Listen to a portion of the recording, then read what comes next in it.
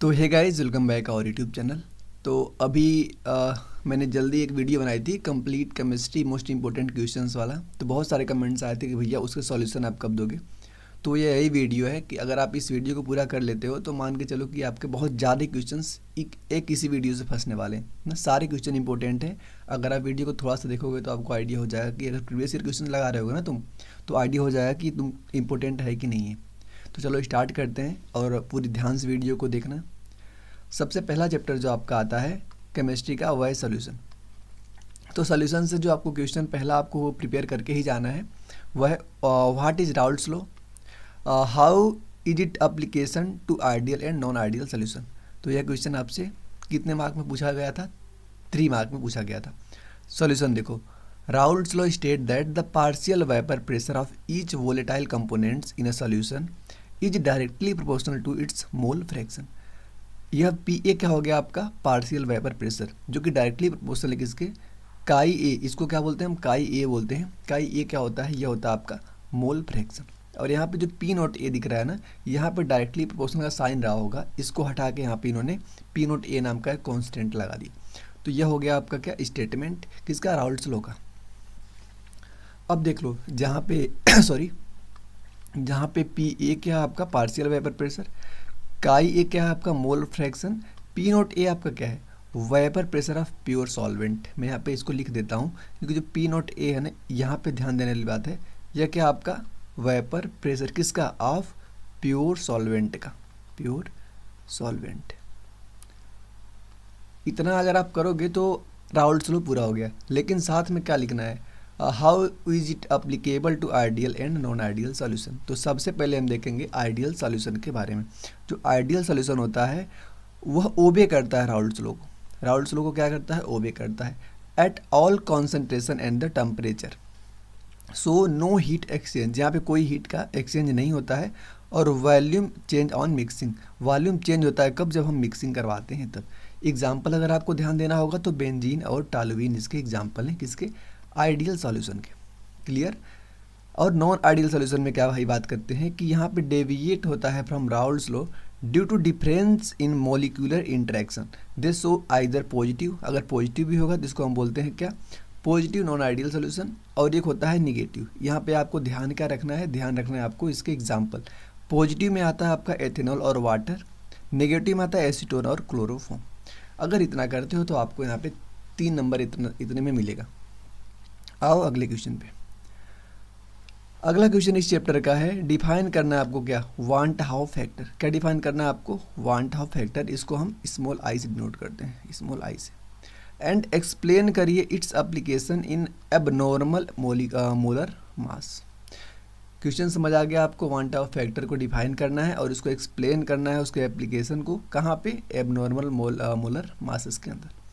सबसे पहले देखो, जो आई होता है इसको निकालने का जो फॉर्मूला होता है वह यहाँ पे आपको दिख रहा है। क्या होता है? Observed colligative property. और क्या होता है? एक अपॉन में normal colligative property. Colligative property के बारे में आप जानते हो कि भैया कितनी होती हैं? 4 होती हैं। ठीक है ना? कितनी होती हैं? 4 होती हैं। अब यह देखो, जो वांट ऑफ फैक्टर होता है यह 2 टाइप का होता है। एक होता है डिसोसिएशन और एक होता है एसोसिएशन। डिसोसिएशन आप किसे बोलोगे? जहाँ पे जो आई की वैल्यू है 1 से क्या आएगी? कम आएगी। 1 से अगर कम आएगी आई की वैल्यू तो उसको हम बोलते हैं डिसोसिएशन। अगर वैल्यू आई की जो वैल्यू आएगी वांट ऑफ फैक्टर की 1 से ज़्यादा आएगी तो उसको हम बोलते हैं एसोसिएशन। ठीक है ना? इन दोनों को निकालने का अलग अलग फार्मूला होता है, लेकिन आपसे आपके एग्जाम में यहाँ पे वो फार्मूले पे कोई बेस्ट क्वेश्चन नहीं आने वाले हैं। ठीक है।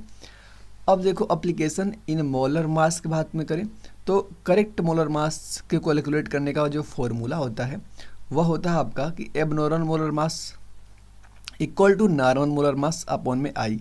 अगर जो नॉर्मल मोलर मास होता है उसका अगर उसमें हम आई मतलब कि वांट ऑफ फैक्टर से डिवाइड कर दें तो आपका एबनॉर्मल मोलर मास निकल जाएगा। ठीक है ना?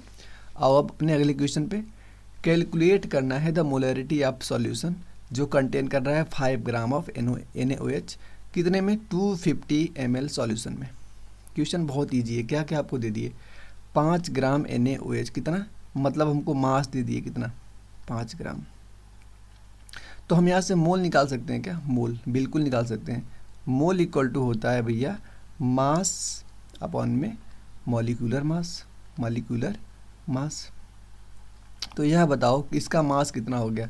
इसका मास कितना हो गया, 5 ग्राम।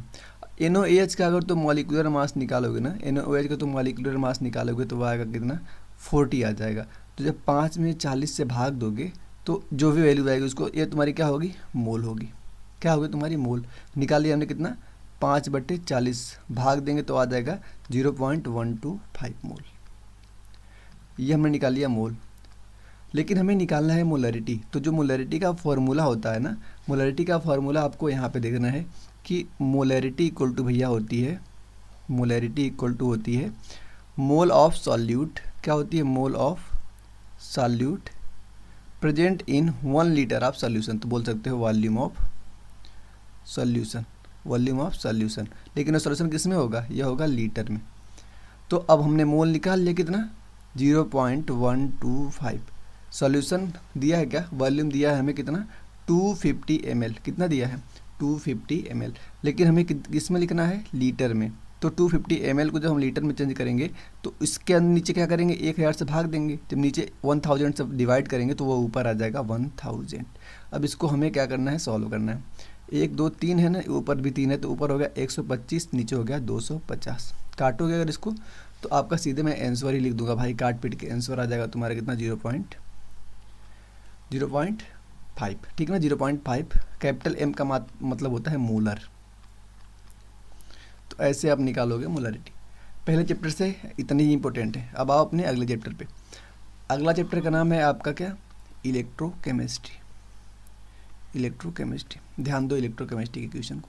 सबसे पहले आपको करना है, डिराइव करना है नस्ट इक्वेशन को for a single electrode potential के लिए। बहुत इंपॉर्टेंट क्वेश्चन है, तो मैं लिख देता हूँ मोस्ट इंपॉर्टेंट। डिराइव करना है आपको नस्ट इक्वेशन को, वो भी किसके लिए, सिंगल इलेक्ट्रोड पोटेंशियल के लिए। सॉल्यूशन देखो, जो नस्ट इक्वेशन होता है उसको हम रिलेट करते हैं electrode potential to the concentration of the ion. तो यह तो होता है आपका फॉर्मूला। सीधे यहाँ पे मैंने डिराइव नहीं किया, फार्मूला लिख दिया, छोटा सा ही है। अगर आप, क्योंकि यहाँ पे थोड़ा सा टाइम जाएगा, क्योंकि यहाँ पे इसको डिराइव करने के लिए तो मैं कम वीडियो में पूरा करवाने का प्रयास कर रहा हूँ, इसलिए जहाँ पे हमें लगेगा कि थोड़ा सा टाइम बचा सकता हूँ। देखो डेरिवेशन इसका इंपॉर्टेंट है, लेकिन अगर इसका सॉल्यूशन चाहिए ना कि भैया आप डिटेल में बताओ, तो मैंने अपने टेलीग्राम पे एक एक करके सारा डेरिवेशन डाल रखा है, सारा डेरिवेशन टेलीग्राम पे, जिसकी लिंक मैं इसी वीडियो के डिस्क्रिप्शन में दे दूंगा। तो जो मैं यहाँ पे छोड़ूंगा उसको आपको मेरे टेलीग्राम से करना होगा। और वैसा मैं क्यों कर रहा हूँ, आप ही के लिए कि आपकी टाइम बचे, ठीक है ना। आओ, तो यह फॉर्मूला तुमको पता होना चाहिए कि E इक्वल टू यह होता है E0 माइनस RT अपॉन में NF लॉग यहाँ पे Q। E यहाँ पे क्या है, E यहाँ पे है इलेक्ट्रोड पोटेंशियल, E0 क्या है यहाँ पे, स्टैंडर्ड इलेक्ट्रोड पोटेंशियल, N क्या है, number of electron transfer, F क्या है, फैराडे कांस्टेंट, Q क्या है, रिएक्शन क्यूसेंट। एक एग्जांपल से अगर मैं आपको समझाऊं, जैसे मान लो हमारे सामने कोई एक एग्जांपल है, M के ऊपर N पॉजिटिव है प्लस N इलेक्ट्रॉन इसने क्या किया, गेन किया, तो बना लिया क्या, इसने M बना लिया।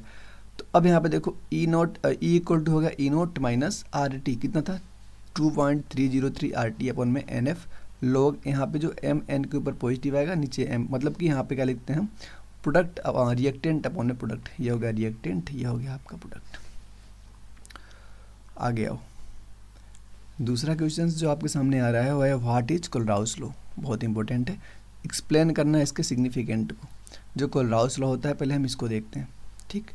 तो द लिमिटिंग मोलर कंडक्टिविटी, क्या बोला हमने कि the limiting molar conductivity of electrolytes is sum of the individual contribution of the cation and anion. यह तुम्हारे सामने क्या होगा, लिमिटिंग मोलर कंडक्टिविटी। यह जो होता है किसी भी रिएक्शन के कैटायन एंड एनायन के सम के बराबर होता है, सिंपल सा है। सिग्निफिकेंस की अगर मैं इसके बात करूं तो इसका जो सिग्निफिकेंस होता है, हेल्प करते हैं इसका डिटरमाइन करने के लिए हम lambda nought M for weak electrolyte के लिए, मतलब limiting molar conductivity for weak electrolyte के लिए हम इसका यूज करते हैं। Useful in calculating the degree of dissociation, जिसको हम कैसे डिनोट करते हैं, अल्फा। अल्फा क्या होता है आपका, डिग्री ऑफ डिसोसिएशन, इसके कैलकुलेशन के लिए भी यूज होता है, ठीक। जो तीसरा पॉइंट आपके सामने आ रहा है, enable determination of solubility of Sprüngli soluble salt. आओ अपने अगले क्वेश्चन पे। क्वेश्चन आपके सामने आ रहा है, कैलकुलेट करना है आपको स्टैंडर्ड EMF, मतलब कि E0 निकालना है आपको, ठीक। किसके लिए, आपके सामने यह एक आपका सेल फार्मूला लिख दिया, कैसा है, Zn plus Zn2 positive, Zn2 positive कितना आपका दिया कॉन्सेंट्रेशन 0.1 मोलर। Cu2 पॉजिटिव कितना दे दिया आपको 0.01 मोलर और कॉपर।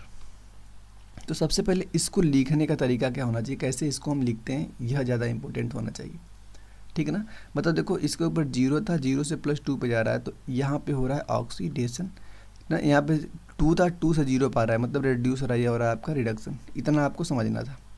ये जो बीच में जो है डबल पाई लगी हुई है ना भाई, इसको हम क्या बोलते हैं, सॉल्ट ब्रिज बोलते हैं, सॉल्ट ब्रिज। तो हम समझ गए। सबसे पहले हम फार्मूला लिखते हैं स्टैंडर्ड EMF का।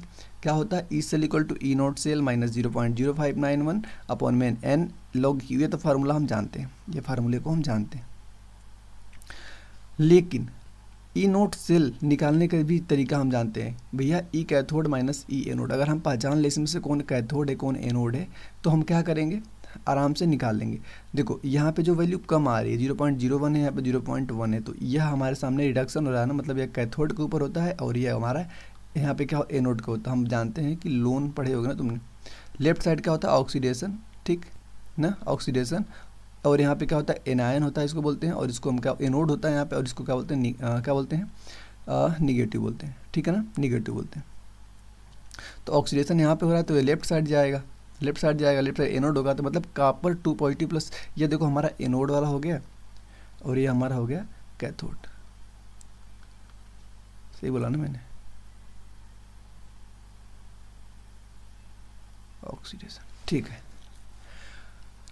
अब हम यहाँ से क्या निकालेंगे, ई नोट सेल निकाल लेंगे। जैसे हमने ई नोट सेल की वैल्यू निकाला है, देखो सारी वैल्यू हम पुट कर करके क्वेश्चन में हमको गिवन है, सारी वैल्यू जब हम निकाल लेंगे तो ये हमारी होगी ई नोट सेल, जिसका नाम होता है स्टैंडर्ड ऑक्सीडेशन पोटेंशियल। इसको ला के हम यहाँ पे रख देंगे, ठीक। और हमें ये दिया है, ये देखो Zn प्लस 2 की वैल्यू कितना दिया है 0.01, ऊपर रख देंगे। और Cu2 प्लस का वैल्यू हमको दिया 0.01, यहाँ पे इसको रख देंगे, तो यह वैल्यू आ जाएगी हमारी 10। तो Q की जगह पे हम क्या रख देंगे यहाँ पे 10। पूरी अब आराम से हमें सॉल्व करनी है ना। ई सेल हमें निकालना था, यह हमें मिल गया, हमने निकाल लिया। यदि गिवन था, यह गिवन था, और यह हमारा लॉग क्यू था, क्यू की जगह पे हम 10 रख दिए। अब सॉल्व करेंगे तो हमारा आंसर आ जाएगा, ठीक। इतना कैलकुलेशन तुम्हें खुद करना पड़ेगा, एग्जाम बहुत पास में है। तरीका मैंने मुझे यहाँ पे क्या बताना है, आपको तरीका बताना है, ताकि आप क्वेश्चन को कर लो, वहाँ पे आपको खुद ही करना है ना। आओ अगला चैप्टर जो आपका है वह है केमिकल काइनेटिक्स। चैप्टर का नाम क्या है, केमिकल काइनेटिक्स। यहाँ पे देखो डिफाइन करिए द ऑर्डर ऑफ रिएक्शन, क्या, the order of reaction and derive an expression for the half life of the first order reaction.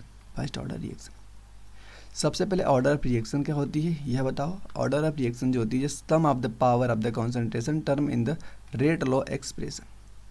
जो फर्स्ट ऑर्डर रिएक्शन होती है उसकी जो रेट होती है, हम उसको लिखते हैं रेट इक्वल टू के इंटू ए की कॉन्सेंट्रेशन, ए क्या है आपका रिएक्टेंट है। एक्सप्रेशन जो हाफ लाइफ होता है, जिसको हम टी हाफ बोलते हैं, वह होती है हाफ लाइफ रिएक्शन की। सीधे ध्यान देना है आपको, ए इक्वल टू ए नोट ई की पावर माइनस के टी, यह सीधे आपको ध्यान देना है। अगर मैं यहीं पे बात करूं टी हाफ के लिए, तो ए कितना हो जाएगा, कॉन्सेंट्रेशन कितना हो जाएगा, ए नॉट हाफ हो जाएगा। ए नॉट हाफ का फार्मूला आपका जो आता है वह होता है ए नोट ई की पावर माइनस के टी हाफ, ठीक।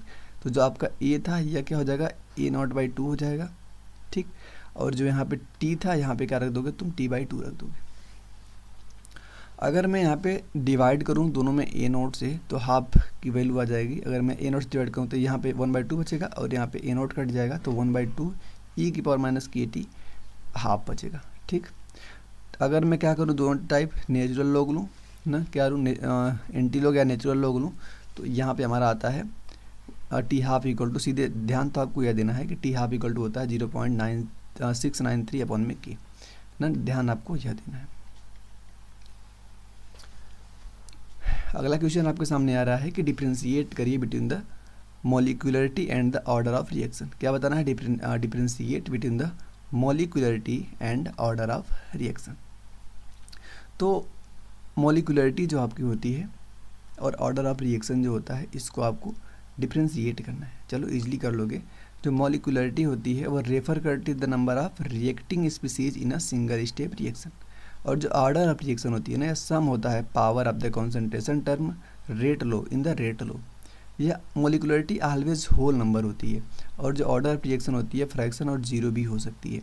सॉल्यूशन, अगर मैं मोलिकुलरिटी की बात करूं तो इसकी mechanism determine from the mechanism of the reaction, यह कैसी होती है एक्सपेरिमेंटली, इसको हम डिटरमाइन करते हैं। ठीक, एक क्वेश्चन आपके सामने आ रहा है कि कोई एक रिएक्शन दिया है, is 50% complete in 2 hour, 50% complete हुआ कितने में, 2 घंटे में। तो कैलकुलेट करिए the rate constant in a follow first order kinetics के लिए। सबसे पहले टी हाफ का फार्मूला आप जानते हो क्या होता है, 0.693 अपॉन में की। यहाँ से तुम क्या करो, टी हाफ की जगह पे क्या रखो, दो रखो। ठीक, टी हाफ की जगह पे 2 रखोगे तो यहाँ पे तुमने रख दिया 2, तो के की वैल्यू तुमने निकाल लिया कितना, 0.693 अपॉन में, यहाँ पे जो टी हाफ की वैल्यू 2 रखोगे, काटे पीटोगे तो आ जाएगा 0.3465। ठीक भाई, अब तुम्हारा हो गया फिजिकल केमिस्ट्री ख़त्म। ठीक, फिजिकल केमिस्ट्री ख़त्म। अगला हम स्टार्ट करेंगे इनऑर्गेनिक केमिस्ट्री।